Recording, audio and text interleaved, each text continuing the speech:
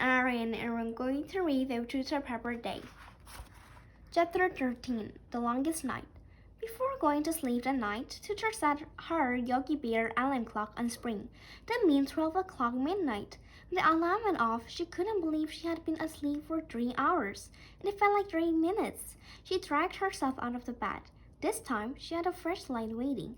She followed the beam of light down the dark hallway, down the stairs through the living room and dining room to the kitchen.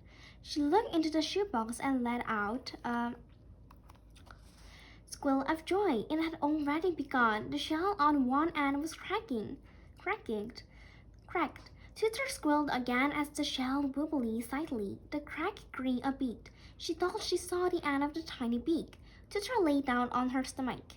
She dropped her chin in her hands and smiled and watched. Every minute or so she giggled. It amazed her to think that inside the smoked brown shell an egg had become an egbird. Tooter remembered Aunt Sally's word, no giving egbird a happy hand. But Aunt Sally did not say you couldn't root for it. Tooter made it first. Come on, she whispered. You can do it. The crack grew slowly. Tooter's sleepy eyes kept closing and snapping open. The crack became a circle. The shell now had a lead. Tooter could see the lead move. She knew Egbert was inside, poking with all his might. Come on, you can do it. Tooter drifted in and out of the sleep. She kept seeing herself and Egbert. They were alike, weren't they?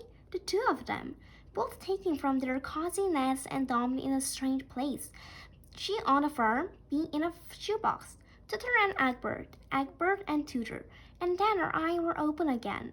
There he was, poking through a hole in the lid, half a scrawny face, beak and eye looking straight up at her. Somewhere outside the rooster crowed night wither from the window pane. Tooter felt the warmth of the light bulb on her face and in her heart. She smiled weakly. She greeted the newborn chick. Hi, Egbert. She closed her eyes. The rest of the family came down for breakfast. They heard a peeping. They saw the fluffy yellow chick. Tooter was curled around the shoebox, fast asleep. Mrs. Pepperday knelt down and smiled at her daughter. Miss Tooter, you never cease to amaze me. Looks like Mama and Baby are doing fine, said Aunt Sally. Chucky and Harvey sat quietly by the box, looking in. Mr. Pepperday chuckled. I think Tooter Pepperday has finally joined the rest of us hugs and slop. Thank you.